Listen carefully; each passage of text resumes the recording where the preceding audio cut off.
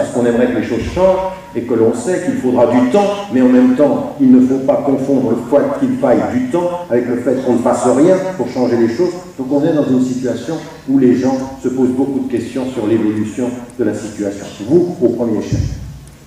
Et donc ici, ce qui me paraît déterminant, c'est qu'il faut faire attention aux mots. Donc je n'utilise pas si facilement le mot de révolution. L'autre mot que je n'utilise pas, c'est le mot de printemps. Parce que le printemps, ça a un sens. Le printemps arabe. Et c'était cette idée qui est vraie en termes de peuple. Le mouvement tunisien a donné beaucoup de courage au peuple égyptien, au peuple yéménite. Les Yéménites n'auraient pas eu ce courage de dire « si vous venez avec les armes, nous descendrons sans les armes dans la rue » s'il n'y avait pas eu le précédent tunisien. C'est vrai ça. Et ça, il faut saluer ce dont vous avez eu le courage et qui a ouvert. Donc il y a eu un vrai mouvement populaire qui a été déterminé par votre courage ici en Tunisie. Cela étant, quand on fait un pas en arrière, reconnaître qu'un mouvement a fait émerger d'autres mouvements ne permet pas simplement de dire « ah ben il y a eu l'effet domino, puis c'est un printemps arabe ». Aujourd'hui, je fais un pas en arrière, et ce qu'on nous a présenté comme un effet domino, je le conçois beaucoup plus comme un jeu d'échecs. Il faut regarder pays par pays, savoir pourquoi dans certains pays on a poussé, pourquoi dans certains pays on retient, pourquoi on a aidé les Égyptiens de cette façon-là, pourquoi il n'y a pas eu d'aide aux Syriens pendant longtemps, pourquoi on est intervenu en Libye. Après, les choses deviennent complexes. Et on finit par éviter d'être bêtement optimiste pour être prudemment raisonnable. Et que ce qui est important aujourd'hui, c'est de véritablement essayer de comprendre ce qui est en train de se passer. C'est ce que j'ai essayé de faire dans le livre, en commençant par la discussion sur la terminologie, c'était le premier chapitre, la première partie. La deuxième partie, c'était plutôt de poser les termes du départ, ce que l'on sait aujourd'hui en termes factuels, et puis ensuite essayer de déterminer quels sont les défis contemporains, et puis les quelques propositions qu'on peut faire pour aller de l'avant. Voilà les 4 parties du livre. Donc, ce qu'on n'a pas compris chez certains de mes lecteurs et de mes interlocuteurs, en l'occurrence parce que certaines vidéos ont été écourtées, traduites en arabe et puis enlevées de leur substance dans la deuxième partie, c'est que les questions, les faits que j'ai apportés, et qui sont des faits qui sont avérés, et les questions que je posais ont donné l'impression à certains que je ne reconnaissais pas la force populaire et que j'émettais des doutes quant au fait que les Tunisiens s'étaient libérés par eux-mêmes. Ce que je n'ai jamais fait. Le courage du peuple tunisien, le courage du peuple égyptien, le courage à l'heure actuelle du peuple syrien, comme ce fut le cas également au Yémen, comme ce fut le cas et c'est encore le cas au Bahreïn, tout ceci pour moi, ce sont des choses qui sont indiscutables. La reconnaissance de ce courage des peuples. Maintenant, la reconnaissance du courage des peuples s'accompagne d'une véritable lecture des faits. Or, les lectures des faits, elles sont tenaces. On s'aperçoit aujourd'hui que nous sommes dans une tentative de transformation des régimes qui n'est pas forcément simplement voulue à Tunis, qui n'est pas simplement voulue au Caire, c'est-à-dire que votre souhait de voir tomber les dictatures n'est pas simplement voulu par vous. Il y a une véritable volonté au niveau international de voir bouger le monde arabe, mais pas forcément pour les mêmes raisons que vous. Pas pour plus de démocratie, pas pour plus de liberté, pas pour plus de dignité, pour un autre type de contrôle économique et stratégique. Et donc de ce point de vue-là, il faut être lucide, il faut se dire, nous voulons la liberté, et c'est la lucidité que nous aurons sur les enjeux qui nous permettront d'aller vers plus de liberté.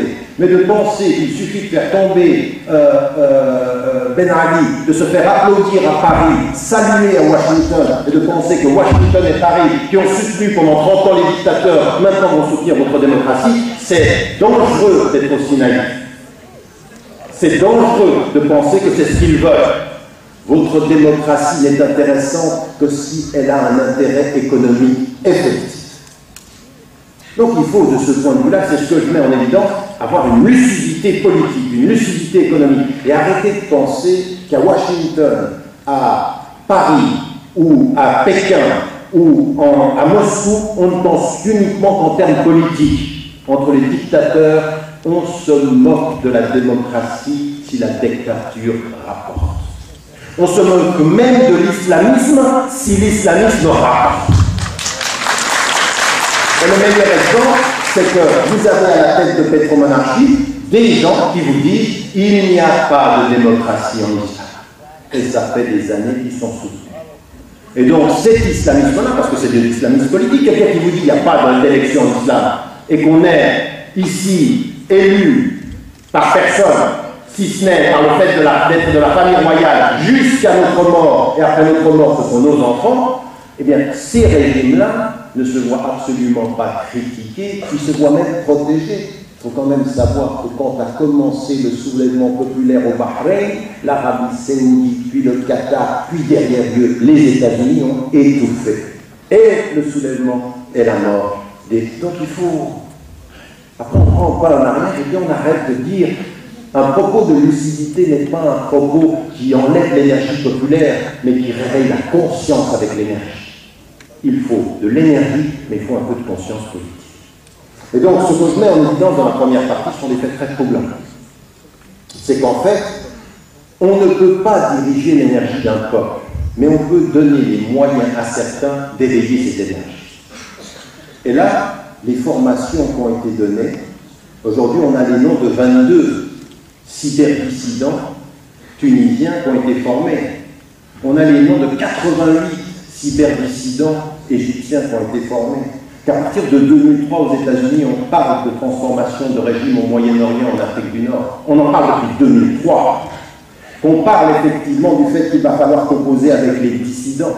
Qu'en l'occurrence, très étonnamment, 2010, 22, 23 et 24 septembre, est organisé à Budapest, financé par Google, avec le soutien d'institutions comme le Freedom House, et d'autres institutions américaines, une grande réunion du network de tous les cyberdissidents du Moyen-Orient. Nous sommes en 2008, l'ambassadeur, qui est une femme des États-Unis en Égypte, annonce qu'en septembre 2011, il y a des mouvements de jeunes qui veulent renverser le régime. Tout ça, ce sont les faits. Et en l'occurrence, ce que je dis, c'est qu'il faut connaître ces faits, non pas pour dire que les États-Unis contrôlent tout, parce qu'ils en peuvent initier un mouvement, mais c'est là où l'énergie populaire doit se libérer en connaissant cela, en connaissant que certains veulent diriger les soulèvements populaires vers quelque chose de particulier. Et comment se fait-il que les États-Unis, ou la France, ou d'autres pays européens, qui étaient les alliés directs des dictateurs, veulent maintenant changer? Ça n'est pas simplement des considérations politiques. Vous avez des nouveaux acteurs dans la région. La Chine a multiplié par 7 en l'espace de 8 ans son impact économique et sa relation économique avec le Moyen-Orient.